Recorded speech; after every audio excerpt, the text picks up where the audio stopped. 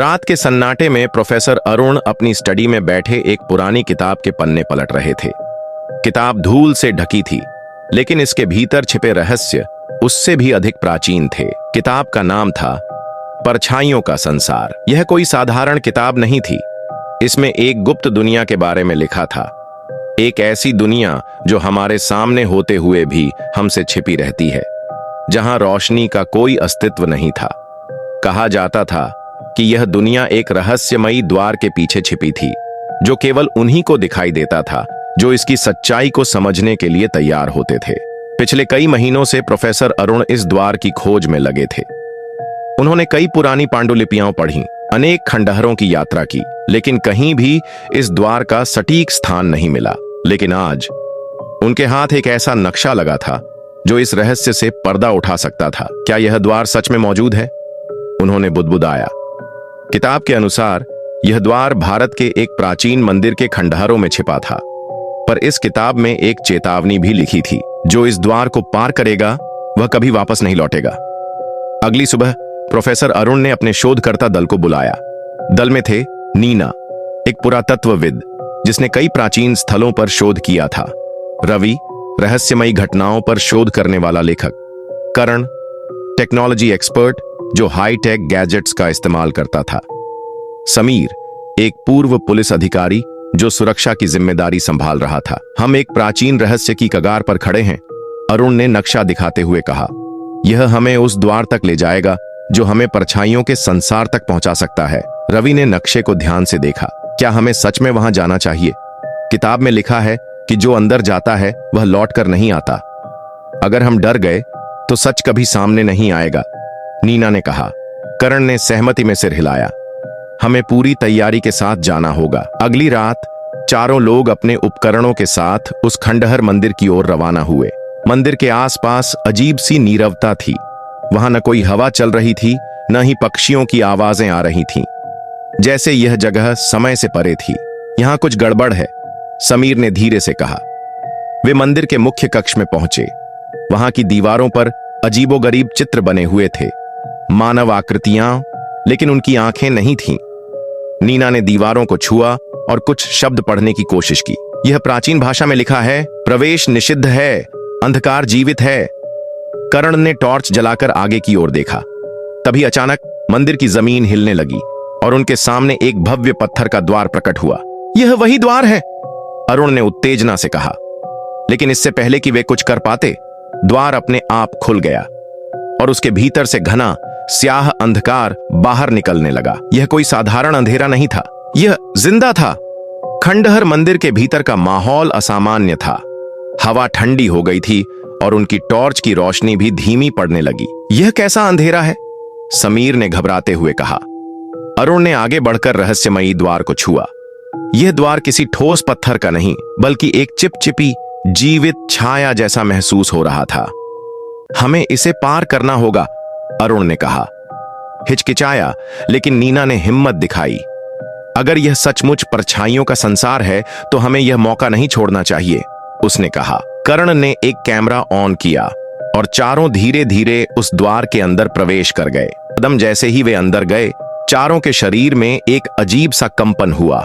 वे एक अनजान भयानक दुनिया में पहुंच चुके थे। यह कोई साधारण जगह नहीं थी। यहां चारों ओर अंधकार ही अंधकार था, लेकिन यह अंधकार स्थिर नहीं था। यह हिल रहा था, सांस ले रहा था। यह जगह, यह जिंदा है, करण ने कांपती आवाज में कहा। तभी एक धीमी फुसफुसाहट भरी आवाज उनके चारों ओर गूंजने लगी। कौन है वहां? समीर ने तेज आवाज में पूछा। कोई जवाब नहीं आया, लेकिन तभी उनके पीछे का द्वार बंद हो गया। अब वे हमेशा के लिए इस अंधेरी दुनिया में फंस चुके थे। द्वार बंद हो चुका था। चारों ने पीछे मुड़कर देखा, लेकिन अब वहां कुछ नहीं था, केवल अंधकार। हम फंस गए, करण की आवाज कांप रही थी। अरुण ने अपने बैग से एक फ्लैशलाइट निकाली और आगे रोशनी डाली, लेकिन रोशनी बहुत दूर तक नहीं जा रही थी। ऐसा लग रहा था मानो यह अंधकार ही रोशनी को निगल रहा हो। तभी अचानक रवि ने एक तेज सांस ली। वो देखो, उसने कांपते हुए कहा। सभी ने आगे देखा। वहां अंधेरे के भीतर कुछ हिल रहा था। धीरे धीरे वे आकृतियां स्पष्ट होने लगीं। परछाइयां, ये इंसानों के आकार की छायाएं थीं, लेकिन इनके कोई चेहरे नहीं थे। उनकी सिर्फ गहरी स्याह आंखें चमक रही थीं और वे धीरे धीरे उनकी ओर बढ़ रही थीं। समीर ने अपनी बंदूक निकाली, लेकिन जैसे ही उसने ट्रिगर दबाया, थक, कोई गोली नहीं चली। क्या यह जगह हमारी दुनिया के नियमों को नहीं मानती? अरुण ने फुसफुसाया। यहां समय और भौतिकी अलग हैं। तभी उन परछाइयों में से एक आगे आई और फिर, तुम्हें यहां नहीं आना चाहिए था। यह आवाज सीधे उनके दिमाग में गूंज रही थी। नीना ने कांपते हुए पूछा, तुम कौन हो? परछाई कुछ पल चुप रही, फिर बोली, हम वे हैं जिन्हें भुला दिया गया। परछाइयां धीरे धीरे करीब आ रही थीं। उनके शरीर नहीं थे, सिर्फ चलती फिरती काली आकृतियां जिनकी आंखें गहरे अंधेरे में चमक रही थीं। हमें यहां से भागना होगा, करण ने घबराते हुए कहा। लेकिन किधर? चारों ओर केवल अंधेरा था। हम तुम्हें जाने नहीं देंगे। परछाइयों की आवाज सीधे उनके दिमाग में गूंज रही थी। अचानक नीना को दूर एक हल्की सी लाल चमक दिखी। वो देखो, उसने इशारा किया। चारों उसी दिशा में दौड़ पड़े। परछाइयां उनके पीछे पीछे आ रही थीं, लेकिन जैसे ही वे उस चमक के करीब पहुंचे, वे रुक गईं। वो अंदर नहीं आ रहीं, समीर ने कहा। चमक एक पुराने टूटी फूटी मंदिर से आ रही थी। शायद यही हमारी आखिरी उम्मीद है, अरुण ने कहा और दरवाजा खोलकर अंदर घुस गए। चारों ने मंदिर के भारी पत्थर के दरवाजे को धक्का दिया और अंदर घुस गए। जैसे ही वे भीतर पहुंचे, दरवाजा खुद ब खुद बंद हो गया। ये जगह, नीना ने धीरे से कहा। मंदिर के भीतर की दीवारों पर अजीबोगरीब चित्र उकेरे हुए थे। उनमें दिख रहा था कि कोई मानव आकृति परछाइयों में बदल रही थी। क्या इसका मतलब है कि ये परछाइयां भी कभी इंसान थीं? रवि ने आशंका जताई। शायद, अरुण ने गहरी सांस लेते हुए कहा। लेकिन हमें इससे ज्यादा चिंता इस बात की होनी चाहिए कि अब हम यहां से कैसे निकलेंगे। करण की नजर एक प्राचीन वेदी पर गई। वहां खून से लिखे शब्द चमक रहे थे। परछाइयों को मुक्त करो या खुद उनकी तरह बन जाओ। मतलब, अगर हम इन्हें रोक नहीं सके तो हम भी, समीर ने कांपते हुए कहा। तभी मंदिर के कोनों से एक भयानक सरसराहट सुनाई देने लगी। अंधेरे से कुछ बाहर आ रहा था। मंदिर के अंदर की हवा भारी और ठंडी हो चुकी थी। दीवारों से निकलती छायाएं हिल रही थीं, जैसे वे जिंदा हों। हमें यहां ज्यादा देर नहीं रुकना चाहिए, समीर ने फुसफुसाया। लेकिन तभी मंदिर की गहराई से भारी कदमों की आवाज आने लगी। कोई या कुछ अंदर आ रहा था। टॉर्च जलाओ, करण ने कहा। लेकिन जैसे ही उसने स्विच दबाया, लाइट तेजी से टिमटिमाने लगी और फिर बुझ गई। अब चारों ओर सिर्फ घना जिंदा अंधकार था। तभी अंधेरे के बीच से दो लाल आंखें चमकी। वो क्या है? नीना की आवाज कांप रही थी। चारों के सामने दो लाल आंखें चमक रही थीं। ये कौन है? रवि ने कांपती आवाज में पूछा। तभी उन आंखों के साथ एक भयानक काली आकृति धीरे धीरे मंदिर के अंधेरे से बाहर आई। यह कोई इंसान नहीं था। यह एक रक्तभक्षी परछाई थी जो जीवित इंसानों का खून पीकर अपनी शक्ति बढ़ाती थी।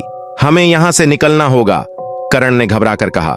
लेकिन दरवाजा गायब हो चुका था। यह जगह हमें जिंदा नहीं छोड़ेगी, समीर ने कहा। परछाई अब उनकी तरफ बढ़ रही थी। तभी मंदिर की दीवारों से हजारों छायाएं बाहर निकलने लगीं।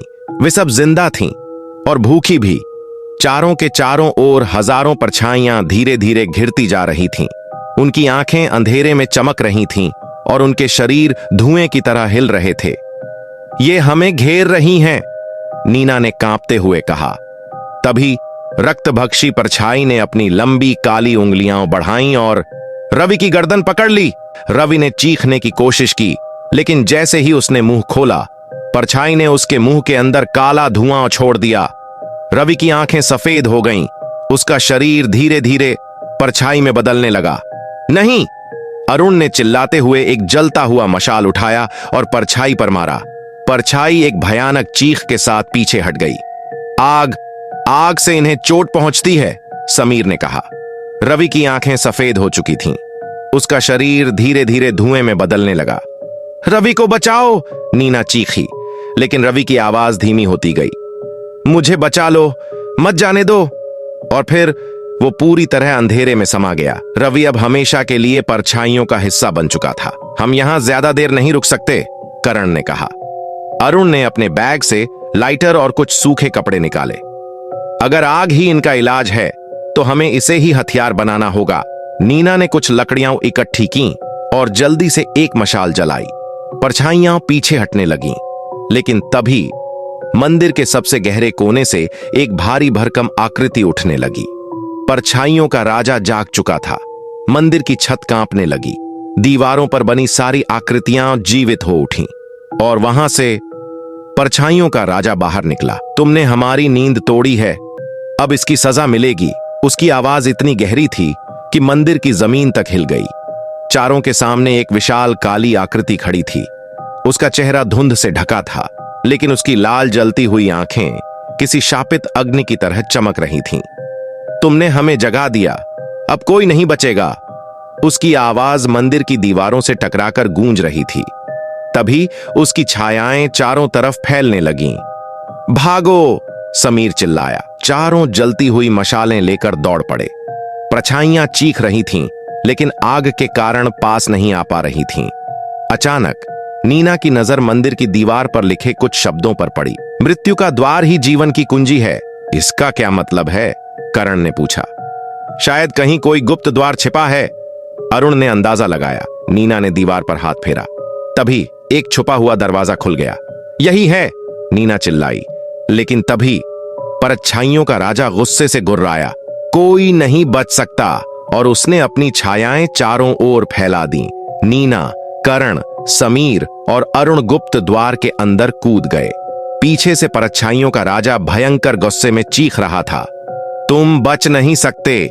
चारों अंधेरे में गिरते चले गए। फिर अचानक वे एक पत्थर के फर्श पर गिरे। समीर ने जल्दी से एक मशाल जलाई। सामने एक पुराना कंकाल पड़ा था और उसके पास एक खून से सना हुआ ग्रंथ। ये क्या है? करण ने धीरे से कहा। अरुण ने किताब खोली। पहला ही पन्ना खून से लिखा था, जो भी इसे पढ़ेगा वह खुद परछाई बन जाएगा। तभी हवा भारी हो गई। सामने कोई खड़ा था, रवि। लेकिन अब वह इंसान नहीं था। चारों ने देखा, रवि अब पूरी तरह परछाई बन चुका था। उसकी आंखें खाली और काली थीं। उसके होंठ हिले, लेकिन आवाज सीधे उनके दिमाग में गूंजी, तुमने मुझे मरने दिया, अब तुम भी मुझ में शामिल होगे। रवि की परछाई धीरे धीरे बढ़ने लगी और पूरा कमरा काले धुएं से भर गया। नीना ने जल्दी से ग्रंथ के पन्ने पलटे। तभी उसे एक मंत्र दिखा, प्रकाश ही परछाइयों का अंत है। हमें रोशनी बढ़ानी होगी, उसने चिल्लाकर कहा। लेकिन मंदिर के अंदर ही कोई और चल रहा था। सामने की दीवारों से हजारों हाथ निकल रहे थे। वे सभी मरे हुए लोगों की परछाइयां थीं। अब समय आ गया है। रवि की परछाई गुर्राई। उसकी छाया ने समीर को जकड़ लिया। समीर की आंखें धीरे धीरे सफेद हो रही थीं। बचाओ! वह चीखा। करण ने जल्दी से अपनी मशाल उठाई और पूरी ताकत से रवि की परछाई पर फेंक दी। रवि की परछाई एक भयानक चीख के साथ झुलसने लगी। लेकिन तभी परछाइयों का राजा वहां प्रकट हो गया। परछाइयों का राजा मंदिर के अंधेरे से बाहर आया। उसका आकार इतना विशाल था कि छत भी छोटी लगने लगी। उसकी आंखों में लाल आग जल रही थी। अब तुम्हारा अंत निकट है, उसने हाथ उठाया और पूरे मंदिर में अंधकार फैलने लगा। नीना ने जल्दी से ग्रंथ के अंतिम पन्ने को पढ़ा। उस पर लिखा था, असली प्रकाश बलिदान से जागेगा। बलिदान? समीर घबराया। तभी करण को कुछ समझ आ गया। हमें किसी को खुद को अर्पित करना होगा। लेकिन कौन? परछाइयों का राजा अब समीर की तरफ बढ़ रहा था। उसने अपनी छाया समीर के चारों ओर लपेट दी। समीर की त्वचा काली पड़ने लगी। नहीं! करण चिल्लाया। तभी अरुण आगे आया। अगर बलिदान से सब बच सकते हैं तो मैं तैयार हूं। नहीं, अरुण! नीना चीखी। लेकिन इससे पहले कि कोई कुछ कर पाता, अरुण ने खुद को मशाल से जला लिया। जैसे ही अरुण की आत्मा जली, मंदिर के अंदर तेज सफेद प्रकाश फैल गया। परछाइयों का राजा गुस्से से चीखने लगा। उसका शरीर जलने लगा। उसकी छाया धीरे धीरे मिटने लगी और फिर वह हमेशा के लिए खत्म हो गया। मंदिर का अंधकार अब खत्म हो चुका था। नीना, करण और समीर ने अरुण के बलिदान को याद करते हुए बाहर की ओर देखा। लेकिन जैसे ही वे बाहर निकले, मंदिर के दरवाजे पर खून से लिखा हुआ एक नया वाक्य था, हर बलिदान एक नई परछाई को जन्म देता है। तीनों की आंखों में डर था। कहीं अरुण अब एक नई परछाई तो नहीं बन चुका?